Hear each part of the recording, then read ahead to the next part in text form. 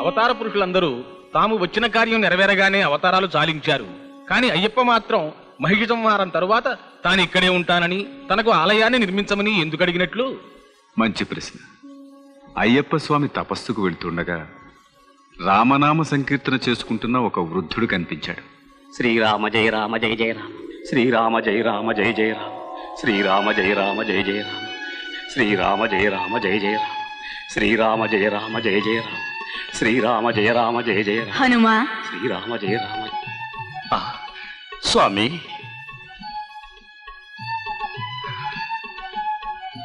మళ్ళీ నీ దర్శన భాగ్యం కలిగించావా స్వామి? నామజపం చేస్తూ ఎవరి కొరకి నిరీక్షణ? సర్వాంతర్యామివైన నీ కొరకే ఆనాడు కురుక్షేత్రంలో శ్రీకృష్ణ పరమాత్మ ఉభయ సేనల నడుమ రథము నిలిపి అర్జునునకు గీతోపదేశం గావించాడు. బంధునాశనానికి విరక్తుడైన పార్థుని కార్యోన్ముఖుని కావించడానికి బోధించిన గీతా సందేశాన్ని జెండాపై ఉండి వినటం విద్యాచౌర్యంగా భావించాను. మన్నించమని మాధవుని శరణు వేడాను. నీవు వింటున్న సంగతి నాకు తెలుసు. గీతలో నిగూఢమైన రాజ కర్మ భక్తి జ్ఞానయోగాలు జనులు ఆచరించేటట్టు చెయ్యి అని వాసుదేవుడు నన్ను ఆదేశించాడు. నేను కూడా యథాశక్తి శ్రీకృష్ణుని ఆజ్ఞను ఆచరణలో పెట్టాను. ప్రభు, గీతాకల్పతరు ప్రసాదించిన ఈ అమృత ఫలాలు విద్వాంసులకి పండితులకు మాత్రమే లభ్యం అవుతున్నాయి. సామాన్య మానవులు కూడా గీతామృతాన్ని ఆస్వాదించగలిగిన నాడే సీత గీత పుట్టిన ఈ నేల ఆచంద్రార్కం సుఖశాంతులతో విరాజిల్లుతుంది. హరిహరనందన, త్రేతాయుగమునందు శ్రీరామ పాదసేవా భాగ్యము, ద్వాపరమందు గీతామృతము పంచు భాగ్యము నాకు లభ్యమయ్యాయి. కాని కలియుగంలో ఈ నరులు నైతిక విలువలు కోల్పోయారు. భక్తి వీడి రక్తికి దాసులై స్వేచ్ఛగా దుష్కర్మలాచరిస్తూ సంచరిస్తున్నారు. చిరంజీవినై ఉన్నది ఈ ఘోరకలిని చూడడానికేనా ప్రభు?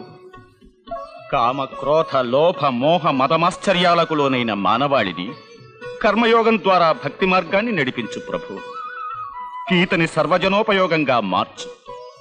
ఆ అదృష్టంతో జీవుల్ని పునీతుల్ని గావించు ప్రభు.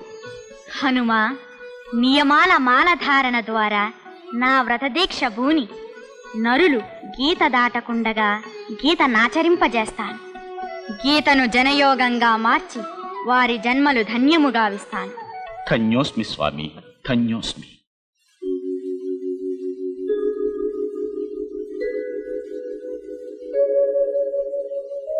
శబరి,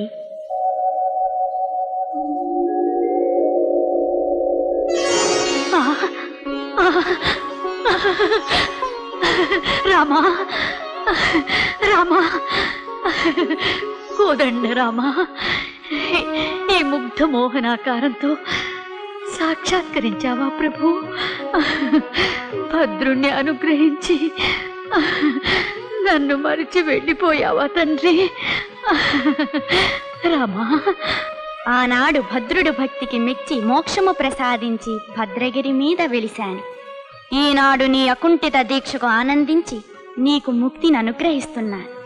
నీవు శబరిగిరిగాను, నేను శబరిగిరీసునిగాను కీర్తింపబడతాము. భక్తులు నా యాత్రకు వస్తూ శబరిగిరీశ అంటూ మున్ముందుగా నీ నామాన్నే స్మరిస్తారు. ధన్యరాలినయ్యా, ధన్యరాలిని. రామా రామా, శ్రీరామ, రామచంద్ర, రామా, కోదండ రామా, రామా.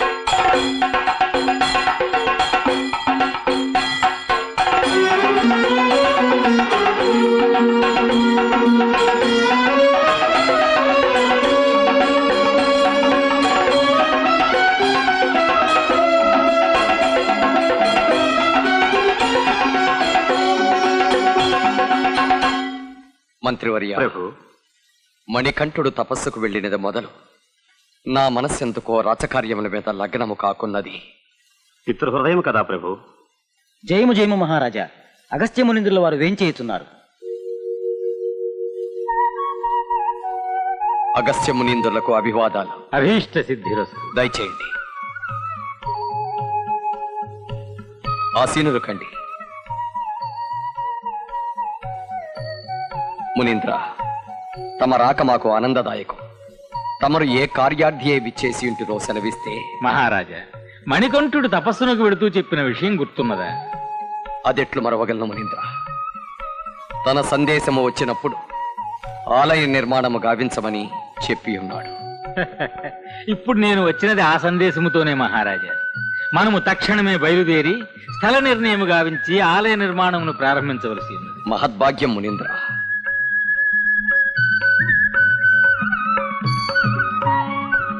ఇదే మణికంఠుడు సంధించిన బాణము.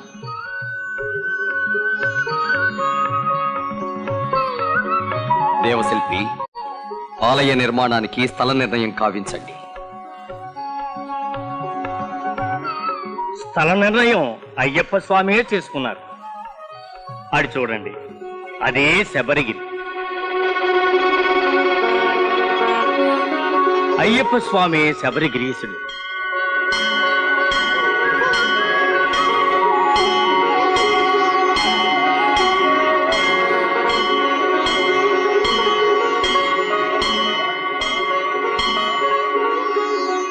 విశ్వకర్మ, అయ్యప్ప స్వామి ఆలయాన్ని ఆగమ శాస్త్రోక్తంగా నిర్మించాలి.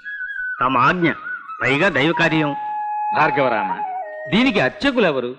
యజుర్వేద విధి విధానంగా స్వామిని అర్చించగల సమర్థులెవరు? ధర్మశాస్త్ర తల్లిదండ్రులైన జగన్మోహిని పరమశివుల ఆలయాలు సృష్టికి అపురూపంగా పవిత్ర గోదావరి తీరాన ఒకదానికొకటి అభిముఖంగా ఉన్నాయి. ఆ ఆలయములకు వంశపారంపర్యంగా అర్చకులై వేదాంగాది విద్యలను అభ్యసించి యజుర్వేదంలో నిష్ణాతుడైన పరమేశ్వర శాస్త్రిని ప్రధాన తంత్రిగా ఇక్కడికి ఆహ్వానిస్తాను.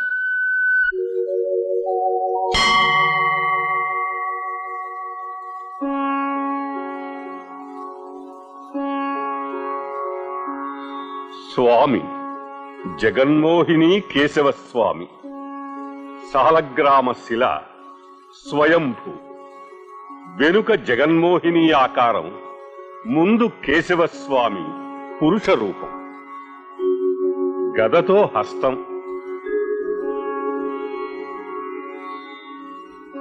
4 వేళ్లకి ఉంగరాలు, స్పష్టంగా గోళ్ళు, కంఠమాల, కంఠం ముడతలు పడినట్లుగా ముడతలు. శ్రీదేవి భూదేవి భార్యలు, రుక్మణి సత్యభామ గరుత్మంతుడు. విష్ణు పాదోద్భవీం గంగా, గంగ విష్ణు పాదమందు సదా ప్రవహిస్తూ ఉంటుంది.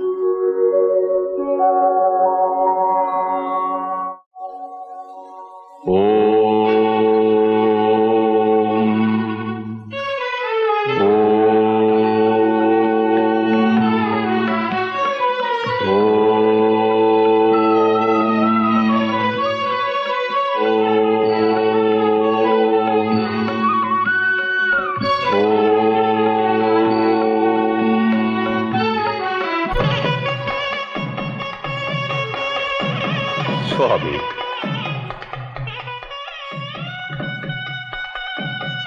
పరమేశ్వర శాస్త్రి, నిన్ను అయ్యప్ప స్వామి ప్రధానార్చకుడిగా నియమిస్తున్నాను.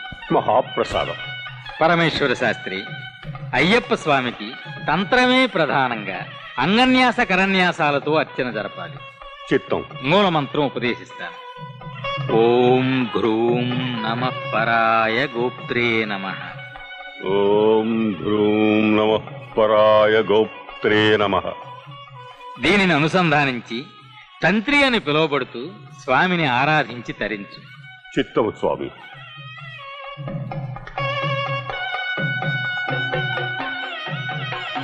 ఆ విధంగా ఆ శబరిగిరీసుని సేవించడానికి ప్రధాన అర్చకునిగా గోదావరి తీరాన ఉన్న ర్యాలి గ్రామవాసి మన తెలుగువాడు అయిన పరమేశ్వర శాస్త్రి నియమించబడ్డారు.